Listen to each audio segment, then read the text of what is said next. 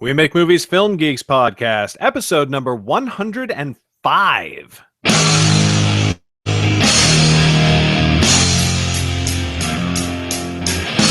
Welcome to the We Make Movies podcast, making the world a better place, one film at a time. And now, here are your hosts, three aspiring sellouts, Chad, Michelle, and Garrett. Hello, everyone, and welcome to the We Make Movies Film Geeks podcast. Podcast all about how to get your movie made, how to get it seen by other people, and how to get it awesome. I am your host, Garrett Robinson. With me, as always, faithful co-host Chad Kukahiko. And Michelle is in Bumfuck Egypt this week. Yeah, well, I said Bumfuck Egypt, so it's it's the same deal. The same. Exactly. I have lived in Los Angeles all my life. I actually don't even know where Temecula is. I'm so bad at where areas are unless I have lived or spent a significant amount of my life in that area. I think it's southeast of here. I think it's Riverside County, but on the south end of it. But I don't know. It is way southeast. Oh wow, it's not even. You can't even really call it in LA anymore. It's way it's out. Not in LA County. It's in I think it's Riverside County. I think it's the south end of Riverside County. Yeah, it's halfway between here and San Diego, except on a sort of triangle, so that you can't, you wouldn't take the 5 to get there, you take the 15. Anyway, everybody who doesn't live in Los Angeles is what the fuck are you people talking about? Who cares? We've been gone a while, guys. Sorry. We have. It wasn't kind of on purpose. It just different things. It's like a whole series of Sundays. We're just screwed. Yeah. 2 of them were accidental on my part. One of them was a child getting sick. One of them was a wife getting sick, unless I'm terribly mistaken. Yeah, it's been all kinds of. I was shooting one of them. Yeah, that's right. Screening another one. Yeah. But we're back finally.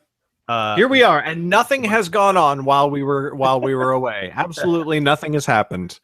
I mean, it's not like the Oscars occurred on that break. Not that we probably would have talked a lot about the Oscars. Yeah, anyway. Or Donald Trump. Yeah, 6 weeks. 6 weeks of Donald Trump. It's been a joy.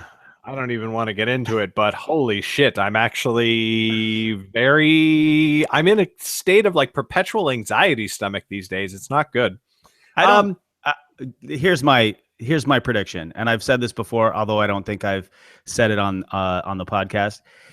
If he wins it, and it looks like he's going to win it, it's going to be a bloodbath. It's looking just like Wallace versus LBJ in 1964. I thought you were going to say Wallace versus Gromit. I was like, I never caught that movie. That would have been awesome. He got destroyed. He was super, super racist, just like Trump is. He was encouraging people to fight just like Trump is, and he was destroyed in the general election. Yeah. And so that's going to happen again. I guarantee you. People are like, oh no, that's how Hitler came to power. The United States in 2016 is not Nazi Germany. It's not Germany in the early 1930s. The analogy just doesn't, it's ridiculous. It's ridiculous to think that this guy could become the president in a general election. I guess we'll find out in November. Watch my words. 40 plus states. And that's still if they don't finagle some way to steal it away from him at the convention, which is still up in the air. It really, really is. Yeah, that's the thing, is that I had I do actually legitimately have faith that what you're saying is true. But my constant anxiety comes from the fact that I also had faith that he would never make it very far in the primaries. So it's with that shaken, I'm now just okay. Well, that doesn't relate, because it's not the Democratic Party that is completely in shambles. It's only the Republican Party right now. No, I know. I'm just saying that having been severely wrong on one thing that I was quite convinced about the rightness of, I'm no longer quite so. I believe other people who say that that's going to be true, but I'm just. I honestly nervous. I've been secretly hoping that he won the primary this whole time. Well, if everybody's right, then yes, absolutely. Yeah, absolutely. And I think it's good, but I also think that we should probably move on. I guess with the show, probably to film stuff. And probably talking about movies. We do always talk about social things going on and whatever, but like there's, and anyway, whatever. If you are watching this live, please feel free to comment on the YouTube channel or to tweet us at hashtag We Make Movies on Twitter, and we will respond live. I want to start out with the general news topics and talk about something that's very awesome and cheerful that Hollywood is just kind of turning into not quite so awesome as it could be, and count on Hollywood to learn the wrong lesson from a good thing. After the tremendous and really unprecedented success of Deadpool, Hollywood is deciding that they're going to go R-rated superhero films all over the place. They're going to release new R-rated superhero movies. They're going to release rated R editions of superhero movies. They're saying that Batman versus Superman is going to have an R-rated edit that will be available, and so will Suicide Squad. There's talk that the next Wolverine movie, because apparently there's going to be one more, there's talk that that is going to be rated R. Interestingly, everybody except Marvel is doing an R-rated superhero film. And there's a reason that Marvel isn't doing this, and it's because they are not stupid. They're not stupid, and they learned the right lesson from exactly. Deadpool. Kind of already knew anyway, and it's the lesson everybody else in the comic book movie business needs to learn. Deadpool was great because that movie was true to the core of the character. It wasn't great because it was R-rated. Like, it just wasn't. Like, making a movie gritty or edgy to try and get more sales is like Hollywood's already been doing this, guys. They've been doing it over and over again. And we have consistently proven by this point that an R rating itself is not the thing that makes a movie a Hollywood blockbuster. Like, it just isn't.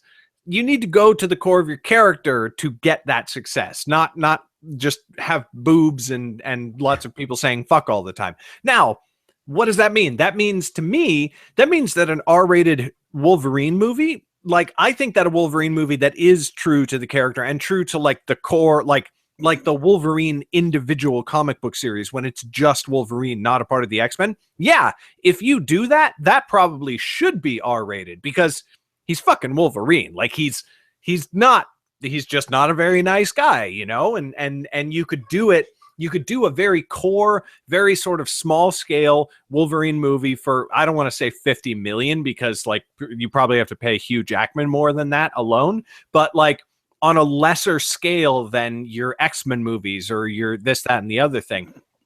And yeah, then if that like really is like core Wolverine, all that good stuff, then yeah, I could see that being R-rated. But like R-rated Batman versus Superman, an R-rated Batman versus Superman cut, you know what that's going to be. That's going to be Batman versus Superman with one extra line in it or one extra scene where they say fuck.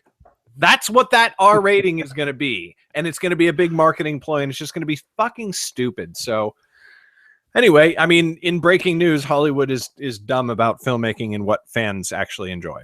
Leave it to Hollywood to learn the wrong lesson.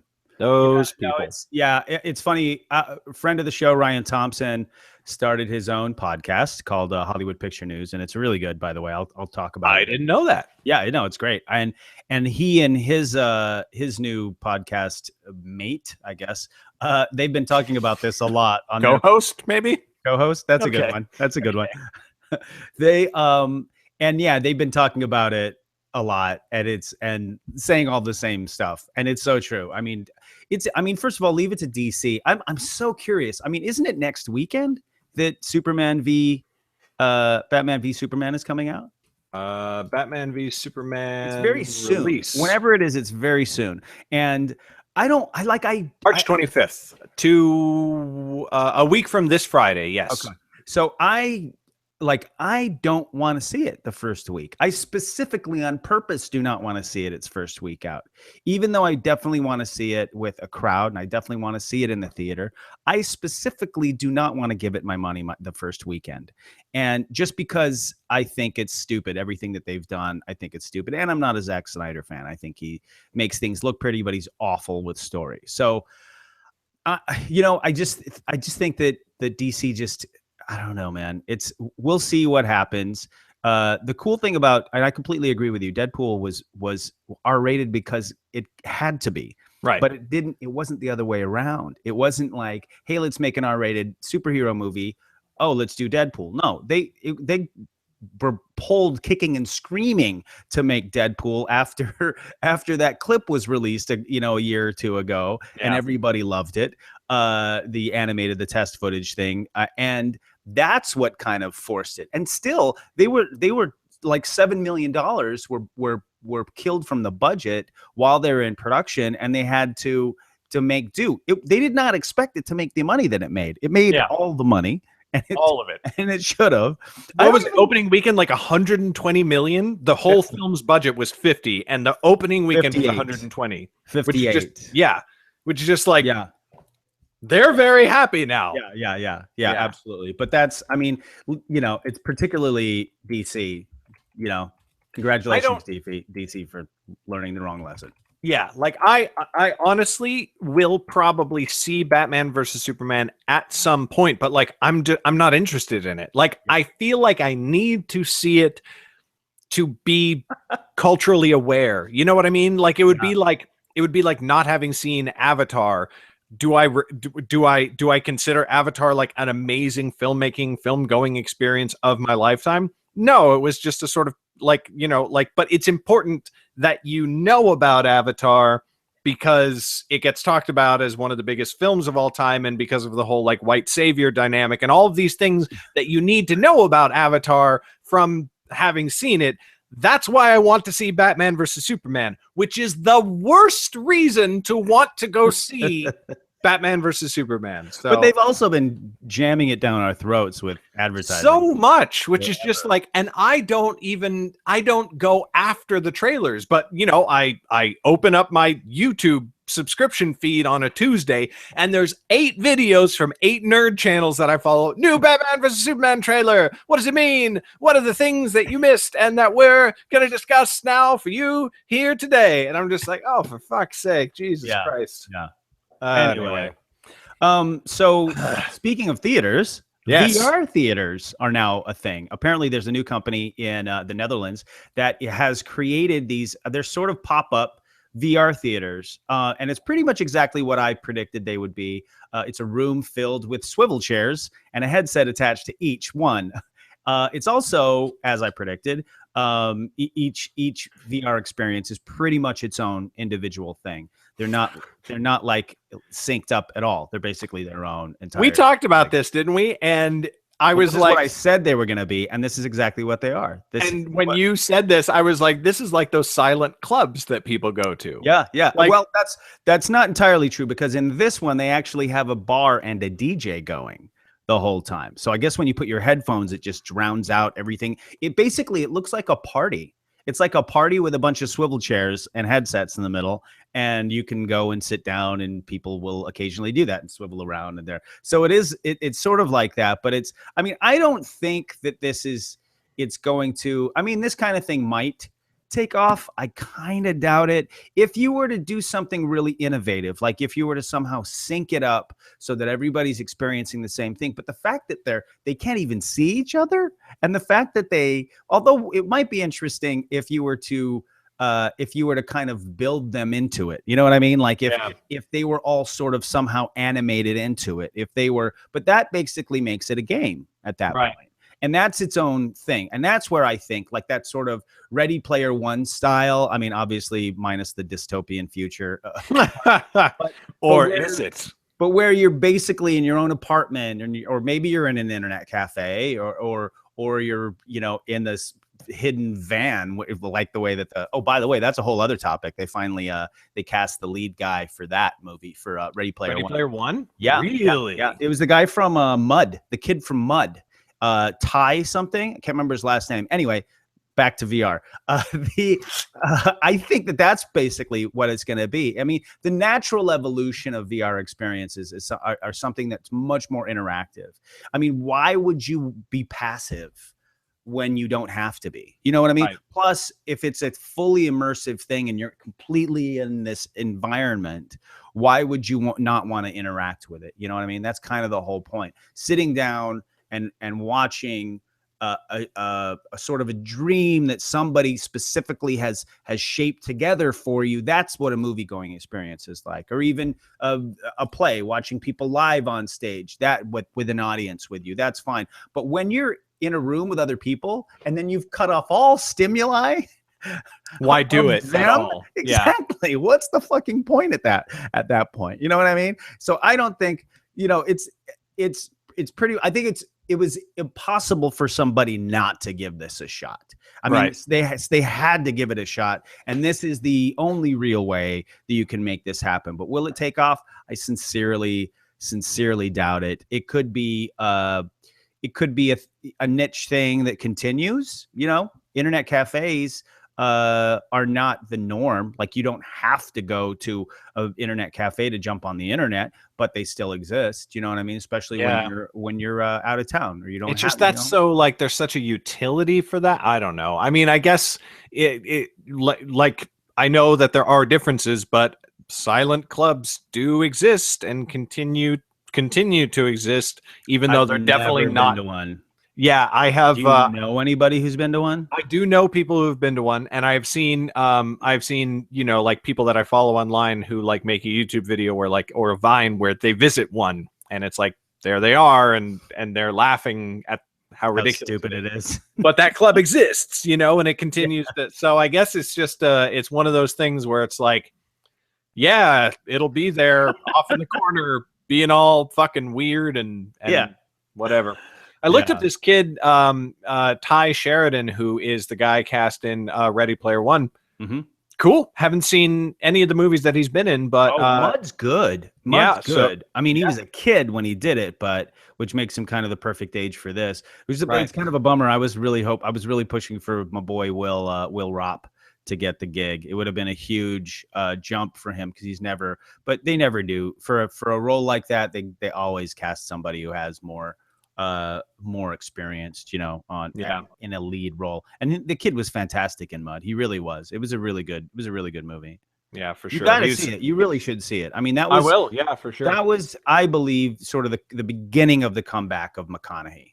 Cool. It was pretty close before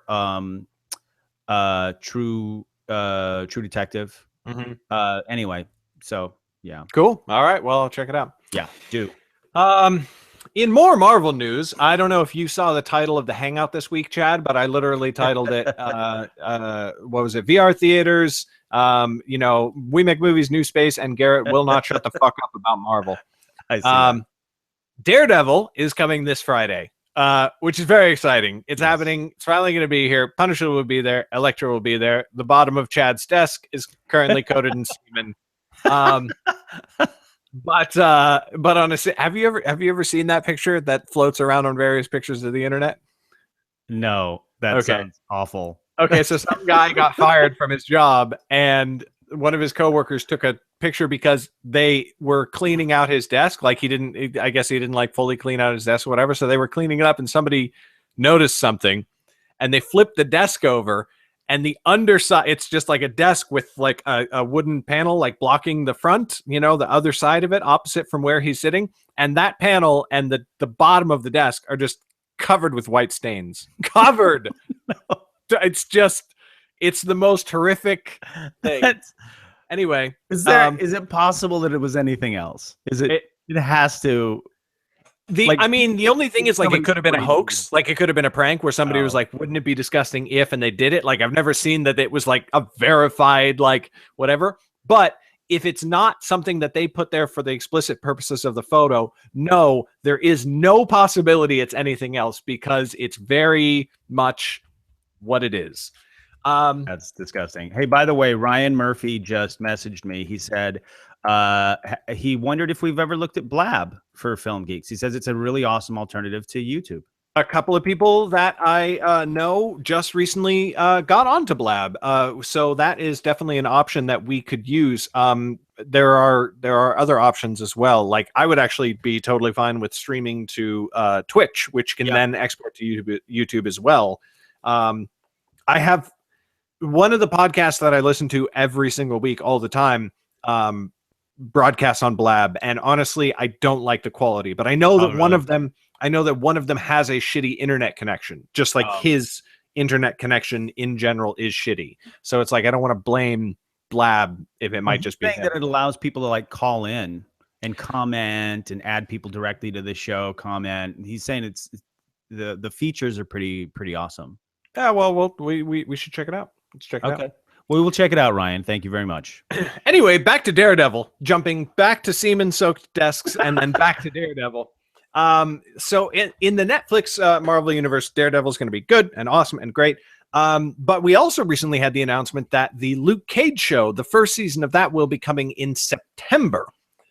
And that's a pretty long ways away. Like, I kind of thought that they were already working on it and it would be coming out like sometime in June or something like that. But now we're going to get Daredevil season 2, and we're not going to get Luke Cage season 1 until 6 months later. And then we're not going to get Iron Fist until after Luke Cage sometime. Marvel still hasn't officially confirmed the casting of Iron Fist, although it's been reported by so many sources at this point that it's highly doubtful Marvel won't confirm that that's who it is. But the fact that some guy, I don't, he plays Cersei's cousin in Game of Thrones. Okay. Lancel Lannister. Yeah. Oh, really? Yeah. Eugene Simon. Okay. Yeah. So I could see better on Iron Fist than he's on Game of Thrones. He doesn't really do anything Jeff on Loeb? Game of Thrones. No. Lancel Lannister. No. That's the name of the character. What's the actor's name? No, the actor's name is Eugene Simon, but Danny Rand is Iron Fist. Oh, is the name of is Iron Fist's character. Right. No, Lancel Lannister is the name of the character he plays on Game of Thrones. Correct. Right. Yes. Okay, good. Yes. So there was another name in the mix there somewhere. I didn't know who it was. What was that other name? Because now it's haunting me. You said a different name. Oh, fuck it. I don't care. Anyway, yeah. So he has been cast. He has been reported by a bunch of people as cast for Iron Fist. It's still not officially confirmed by Marvel, but it's been reported a whole heck of a lot. So it's doubtful that, and there's a whole thing there that I don't really want to get into on this segment, but like, with that casting or whatever, but with the point for this, for the purposes of right now, are without Iron Fist officially even being cast yet, like, are we going to get Iron Fist this year? That seems highly doubtful. Oh, no, but they usually put the Marvel shows, usually it's 2 a year. And I mean, last time it was, I believe, April, October. And this year, March and September is kind of similar. Really last April? I thought it was sometime. Yeah. Really? Yeah, it was. I remember because I took that day off of work and I bought my new phone. But if that means, oh man, because the thing with that though is that it's going to take forever to get to Defenders. Like that's not so bad though. Every 6 months, 2 a year. I think, and then they have time to spend to make quality shows. You know what I mean? They're not rushing it at that point. They don't have the same people working on each show. They have different showrunners, usually different directors. Yeah, but still, I think that, I don't know. I like it when they take their time. I mean, one every 6 months is not bad. Plus, we have the movies too. I mean, man, you're greedy. Yeah, that's true. You're greedy with your Marvel, man. I want to have the thing going on where we have one season of each show each year. So it's like in a year, you've got your Daredevil, Jessica Jones, Luke Cage, Iron Fist, and then your Defenders. I don't think they'll be able to do that. Yeah, okay, probably not. And plus anyway, let me ask you a question though. I mean, because on Hollywood Picture News, Ryan was discussing the casting. He was thinking it would be a good idea to have cast Iron Fist Asian. I think so as well. I don't know enough of the character. But so here's the thing about the character and why people are talking about this, because like a lot of people are saying this, like, Marvel, you could have done something pretty cool and cast an Asian guy. Now here's the thing. In the comics, Iron Fist has never been an Asian guy. Just never. Right. Like, he's Danny Rand and he's a white guy who travels to Asia, meets a mystical Asian, group of martial artists. in like the span of a month becomes a better martial artist than any of them and like becomes the Iron Fist. So like that's where the sort of like problem lies. It's the whole like, you know, white guy shows up and is immediately better than the natives of the actual people that whose culture he's just like stepping into. So it's like, is there a reason? Is there sort of a superhero-y type reason that he's better at that? No, just white. He's just white. He has blonde hair.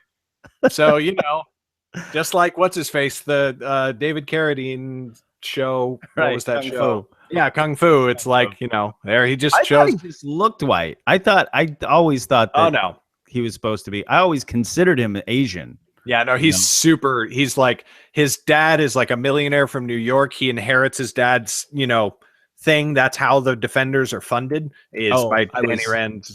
Sorry, I was talking about Kung Fu. But no. Anyway, and that's like one thing that like a few people, like kind of myself included, is like maybe the reason Marvel hasn't, like, I had this theory that Marvel leaked that news as like a next level, like testing the waters, like, hey, tell everybody this guy's cast, but don't confirm it. And then if they see people going, why the hell wouldn't you just cast an Asian person? Then they could be like, oh, we never confirmed it was going to be that guy. We're actually casting the guy who played Ong Bak. That's what a lot of that's what like the Obama administration has done a lot of. They'll leak something. Right. And then be like, I don't know what you guys are talking about. That's not really, we're not doing that. That'd be dumb. So that would be cool. That would actually be cool if they took it back. It would be great. I don't think it's the case. But that actor's not very good, though. I mean, he's really, maybe it's just in this one role, but man, he's not good in that role. To me, in Game of Thrones, he doesn't do enough for me to say whether he's good or not. He's very pretty. He's extremely pretty. In fact, that's also a problem that I have with it, because I don't think Lancel's supposed to be that pretty. But anyway, well, the other thing for me, though, is like I could have said the same thing about Charlie Cox, because all I'd ever seen him in was what do you call it? Stardust. He was good, but in Stardust, he was just like, I was not impressed with Stardust. No, but he's fantastic, and he's even kind of scary in Boardwalk Empire. Oh, didn't see him in that. Oh, yeah, he's great in that. He's great. Yeah, cool. In fact, I forgot about Stardust and only remembered him from Boardwalk Empire, because he's good and he's scary. Cool. Well, we'll see how this Lancel Lannister guy does. Maybe we don't know for sure. Quick little side note before we move completely off of Daredevil. I thought I was going to be at a bachelor party next weekend and was going to be unable to watch Daredevil next weekend, but turns out I missed the bachelor party because it was this weekend. So I guess the one, yay, I'm out $300 for the room, which is great. I didn't enjoy the party, which is even more great. And which, by the way, why the fuck did we get a place that expensive? I mean, like Jiminy Christmas.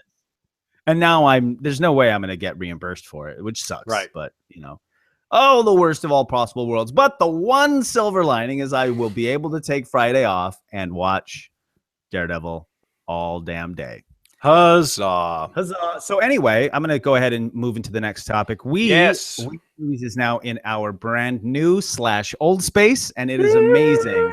I can't recall if we've told you guys the entire story, but the place, it's the entire complex of theaters that include the Lillian, Elephant Space, Elephant Lab, the Theater Asylum, and Theater Asylum Lab. It's all basically one big building. And we were basically booted from there back in October, at the end of October, because a company, this Episcopal school, had bought it. Apparently, it fell through at the last moment, right around Christmas time. And at the beginning of the new year, we found out that the entire building instead was going to be bought by the Sacred Fools Theater Company, who used to be over at the Heliotrope Theater and just basically had the one theater. So they got a sort of a angel investor or whatever to help them get the space, and now they own the whole thing. They can no longer call it Elephant Space or the Asylum, because those are actual companies Right. that exist. Like, I don't know if Elephant Spaces is going to start someplace else. It might. Theater Asylum already has, at least for the Fringe, and that's Matthew Quinn's company. So they can't call like those old theaters Lillian too. They've changed them all to basically Sacred Fools. Main stage used to be the Lillian. It's now the Sacred Fools main stage. I think the Asylum is going to be called the second stage. But I'm fairly certain that the Elephant Space is going to be called the Black Box, and they're taking out all the seats. It's pretty cool what they're doing. And you weren't there this past Wednesday, right? No. Yeah, that's right, because I missed my vote by 3. Thank you very much. Oh, God, I'm sorry, Chad. You are 1/3 of the reason I failed. No, but really, no. Which is a completely different side note. I should probably say that, but I'll say that later. But it's awesome. They are really amazing tenants, Sacred Fools. They have like a full-time production manager there. They have a technical director who helps get us set up each night. We have like full lights and stuff, which we don't need at all. All we really need are work lights, but it's really sweet that they do that for us.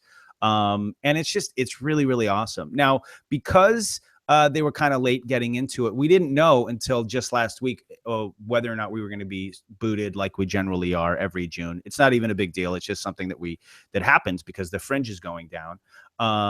And they're losing. They would lose a ton of money if they gave us the space for 4 hours at a prime time like that. So we just found out last week that they are in fact going to be participating with the Fringe. So we're going to have to find a new home just for the month of June.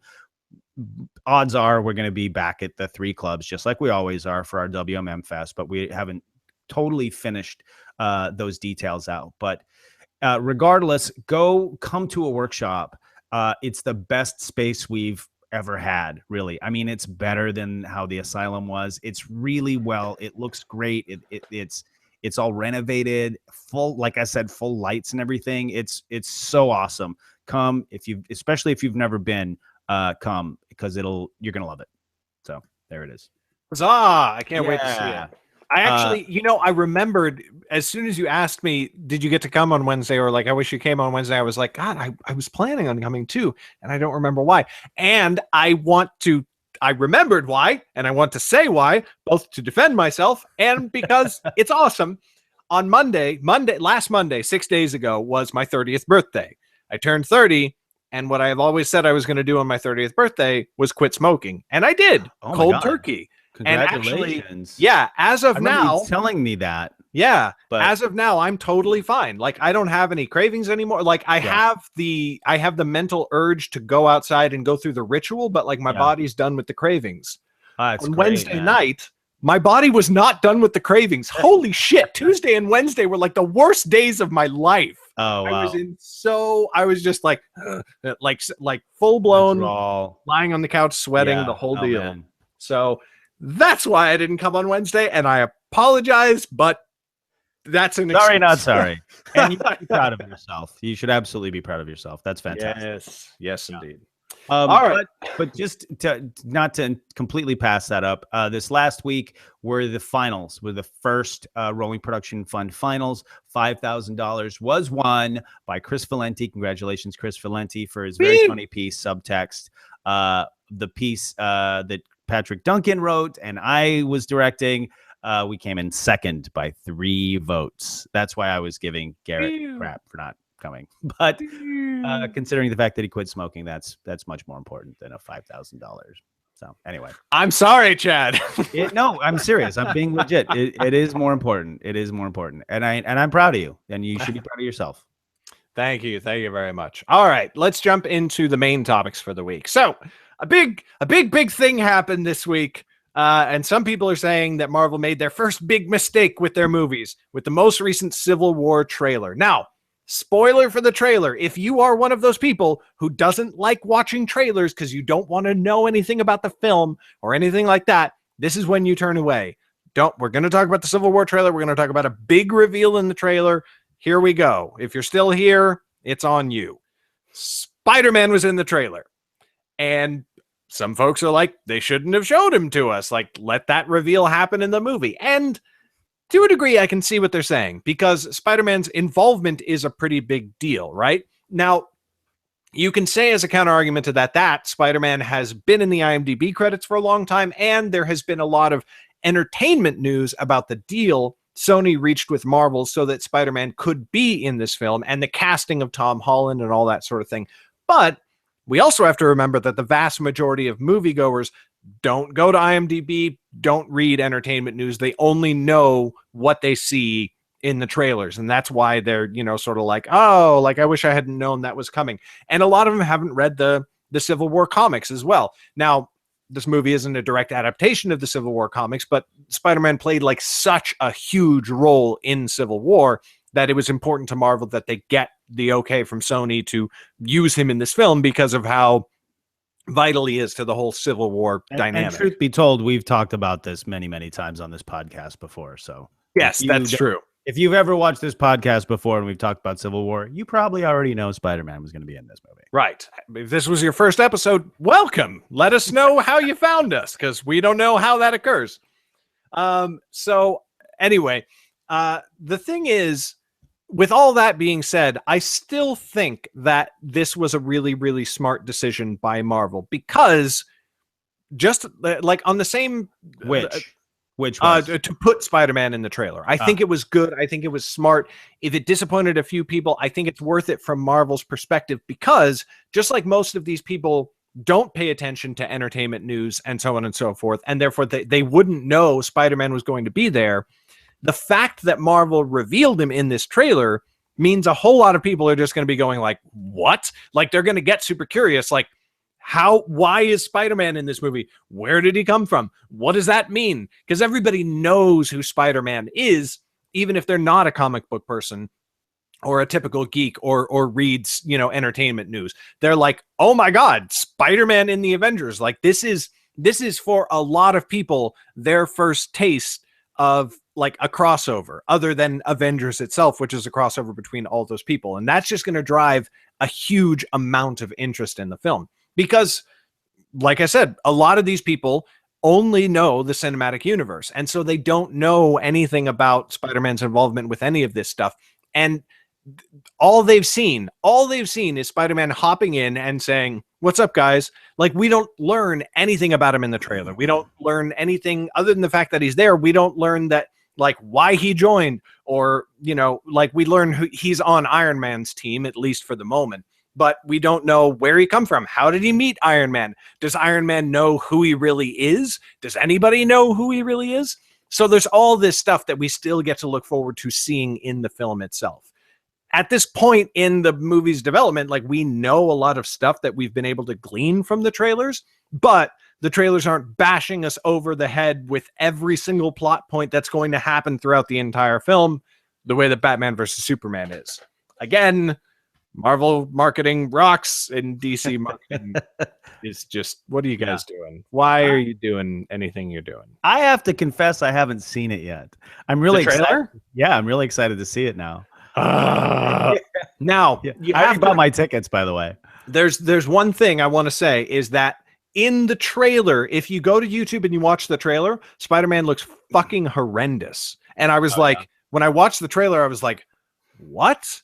And apparently it's something to do with like the particular shade of his suit combined with YouTube's video compression, because he looks like a gummy bear. It's really weird. But when they put it out and people were like, Marvel was like, that's weird, and we don't know why it looks that way, because here's that shot, and they took that exact shot from the movie, and they took a still from the actual footage, the 4K footage or whatever it is, 6K footage, whatever they filmed in, and they posted that as a JPEG online, and it looks amazing. Like, it's one of the best looking costumes so far in all of Marvel.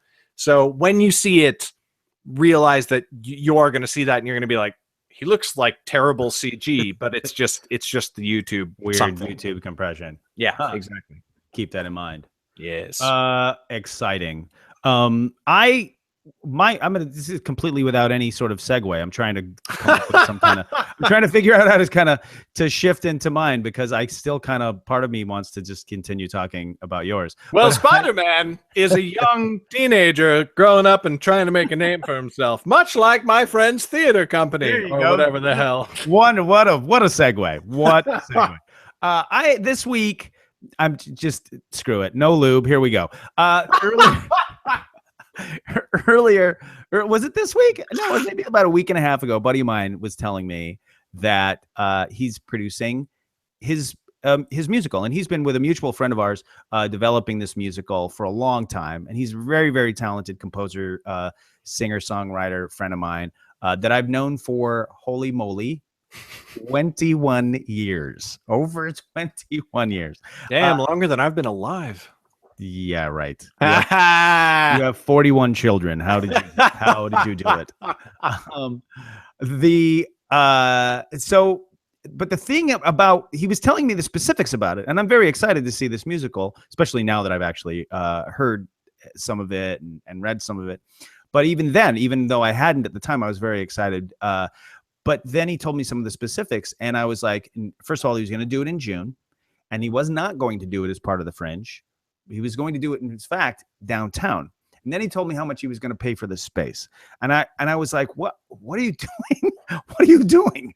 First of all, you should not do a play. Just know this. If you're watching this and you want to do a play and you live in Los Angeles, just don't do it in June unless you're part of the Hollywood Fringe. Now, his production is too big to make it part of the Fringe. It's not very fringy anyway. It's very, it's a full musical. It's fun and it's really good, but it's not the right material for Fringe. So they're not going to do it in Fringe, and that's fine. Now that I've talked to him, but the lesson that I'm trying to get across to people is that I ended up coming on board as a producer. I met with him, and before I'd even seen anything, I was because he's a really, really good friend of mine, I was interested in helping him out. And then as I saw stuff and heard so some of the music from it and everything, I was like, I really want to be a part of this. So, but the thing that a lot of people don't realize about producing is that producing is supposed to save you time and save you money. Like, that's the whole point. You know what I mean?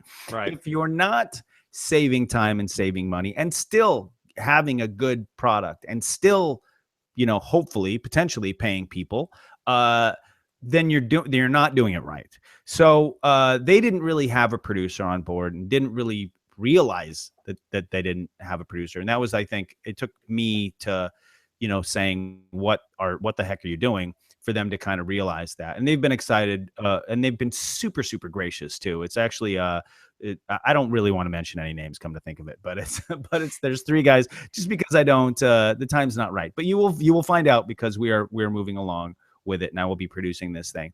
But the point here is that, you got to look around and see, the better ways to do. There's always variety of ways to do different things, and Kendall's doing the same thing right now with a web series. Like, there's a and it's just when people are really green, you know what I mean, when they don't know what resources are out there. But this isn't, and I think that the wrong lesson could be learned here. You could get from what I'm saying that I think you shouldn't do something until you're prepared to. That's not what I'm saying. My point is that if you are not actively producing your product, or if you're not actively finding ways, good, inexpensive ways to do things, then you're just not producing it right. But I'm not saying don't do it, but just do the research.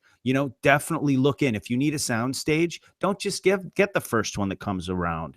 Ask around, ask your friends, use your friends as your resources. And if you want to do it at a particular time of year, find out what the worst time of year is. You know what I mean? Don't do something in June at all in Los Angeles if it's not part of the Fringe, because they're going to be sucking up all the air. Don't do something over the holidays. Don't do something over the Jewish holidays. You know what I mean? There's just a variety of different things that you kind of need to know in order to do things well and get your money's worth. And another important thing is know why you're doing something. You know what I mean? Don't expect that if you're going to do a short film, if it's your first short film, do not expect it to get into Sundance. I'm not saying it won't, but I'm saying it probably won't. That's what I'm saying. The odds are very much. It is easier to get a feature film into Sundance than a short film. I mean, we should give a shout out, by the way, to an excellent series of blog posts that are happening on WeMakeMovies.org right now about getting into festivals, which basically start off with the premise that let's just look at why you want to do it, because that is the most important thing. So check that out. Yeah, that was by Patrick Duncan, the guy who wrote Control, the film that didn't win because Garrett didn't come. God damn it. I'm just kidding. I'm just kidding. But yeah, Patrick Duncan wrote that because he did a short film, I guess a year and a half ago at this point, Jess and Laura, and he's been sending it out to tons and tons of festivals, and he's learned a lot. So he wrote this huge long piece, and so it's actually being chopped up into a variety of different sort of bits. So check it out, WeMakeMovies.org for that. But yeah, that's a very good suggestion. So that's basically it. I just think that you need to make sure, and it's not that, and don't make the mistake and think that saving money is the most important thing. It's not. Saving money is something that you should, you need to be able to make whatever your budget is, you need to make it work. You know, you need to make it, you need to be able to finish the thing, and don't strive for perfection, because even if you had all the money in the world, it's never going to be perfect. But do strive to do it, and strive to do it well. And don't just throw your money out there. Don't just waste your money. Just and your time, please. Thank you. That's it. I'm getting off my soapbox. Yeah, I have worked with a surprisingly few amount of producers. A lot of the stuff that I've done has all been self-produced, but I have worked with, like Kendall, like we did Unsaid with Kendall, and then she's like pretty much unquestionably the best producer I've ever worked with. And then I've worked with producers all the way down to the bottom of the spectrum, where literally a project was killed and has never been resurrected since, because of the producer, strictly, explicitly, and only because of the producer. And is the material tied to the producer? No, it's just I've never been able to, like, it died at a time. It died, and then other factors came along, and other things happened, and whatever, and it just never been able to get it back into production and all that sort of thing. And like the opportunity that existed at the time when we were doing it doesn't exist anymore, et cetera, et cetera. That's too bad. And it's just like you need to make sure that you find the right one, is that I'm saying. But like, oh my God, you really should absolutely work with a good one, because it's just, you just lose out so much if you don't. Anyway, and and there are a gazillion different types of producers. Like, of course, I'm a particular type of producer. Kendall's a particular type of producer. There's Zach, Nate is a particular type of producer. Everybody's different, and there are you just kind of smirked. You had to stifle a laugh there. No, it was something else. There are anyway. If you know what kind of producer the person that you're talking to is, if you actually know what they're good at, it'll help you. You know what I mean? Because, for instance, Kendall, her producing career is really taking off right now. She's been working for Jim Henson. She's doing a Disney Junior project coming up. She's about to go on hiatus on one project, and then another project picked her back up. She's really, really good at what she does. Really good. Yeah, really good. But we complement each other when we work together. And there's certain things I've seen it. They're on set. You're looking really good today. Thanks, babe. You're looking really good today too. They complement each other all the time. It's actually kind of sickening. That's ridiculous. Different definition of the word compliment, but thank you very much. Because when we work together, I take charge of time, and she takes charge of money. And that's and between the two of us, we've got time and money covered. So that's, anyway, I think we've yes, very much so. talked about that more than it needs to be talked about, I think. All right. So we will end off at that point and start moving towards the end of the show. We have community news to go over. As always, whether you're watching us live on YouTube or listening to the audio feed afterwards, we would appreciate it if you would go over to iTunes and give the show a rating and maybe even possibly a review, because ratings and reviews help other people find the show, helps grow the audience, helps bring more awesome people into We Make Movies, and it's all cool, good stuff. Is this week the first Writers Workshop? Is that correct? First Writers Workshop in the new space. Yes. Because we had a Up on Our Feet night was the very first night, and then the finals was last week, and this is the third week in the space. First Writers Workshop. So we definitely recommend that you come by the space this Wednesday, 7:30 p.m. at the what's the theater called now again? I think it's called Sacred Fools Main Stage, but we're not opening up the front door because then we'd have to keep somebody there. So just come in the back door, come in the door off of Lillian. It's the first door south of Santa Monica Boulevard in that building. And you can't miss it. And if you don't like, if you want a way to look it up, you can still, I just checked this, you can still for now look up the Theater Asylum Los Angeles, and it will take you to the right place, and then you will find people there who will hopefully direct you building. Inside. Just find where all the people are going in and go in there.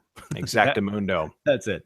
And we will be happy to see you all there. And I will actually be there this week because I won't be trying desperately not to smoke.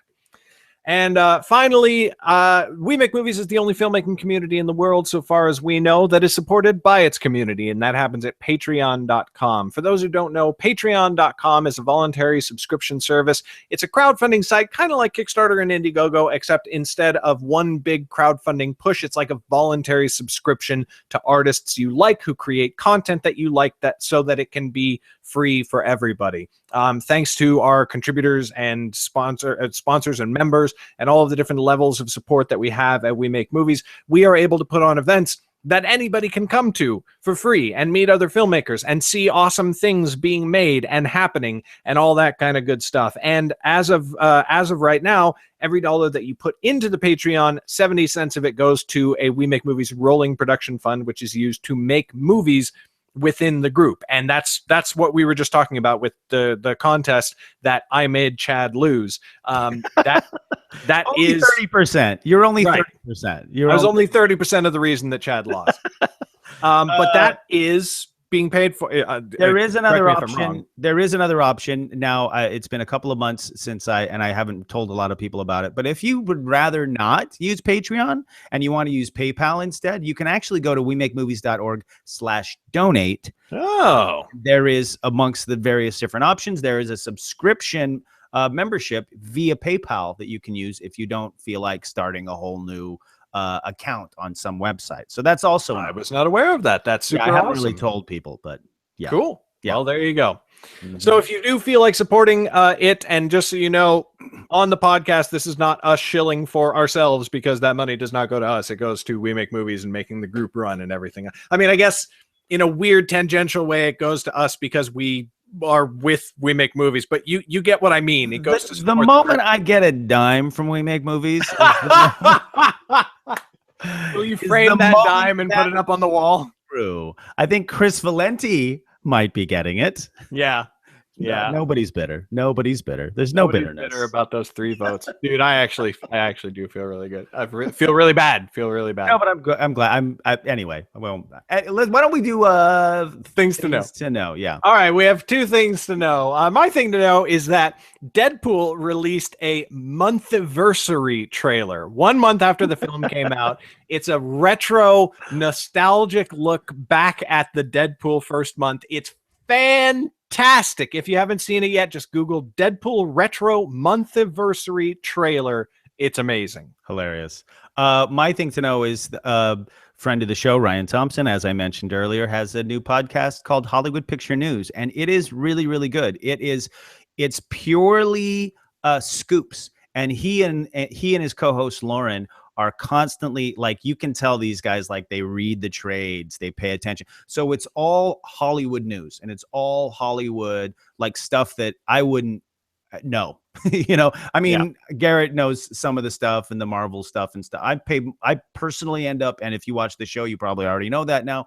I pay attention to more new media type stuff. So this is all mainstream stuff that they're covering. So it's all network TV and the big and Marvel and DC, and it's all that stuff. So if you want to know like super nitty gritty details about that kind of stuff, and you want to know a lot of them every single week, go to HollywoodPictureNews.com or just search for it on iTunes, Hollywood Picture News. It's really great podcast. Check it out. Awesome. Make sure to check it out. And with that, we will call an end to this week's episode of the We Make Movies Film Geeks podcast. Thank you so much for listening. I'm your host, Garrett Robinson. You can find me at GarrettBRobinson.com. Chad Kukahiko can be found at SuperFreako.com. And we will see you next Sunday afternoon with the next show. Thanks so much, everybody. Bye.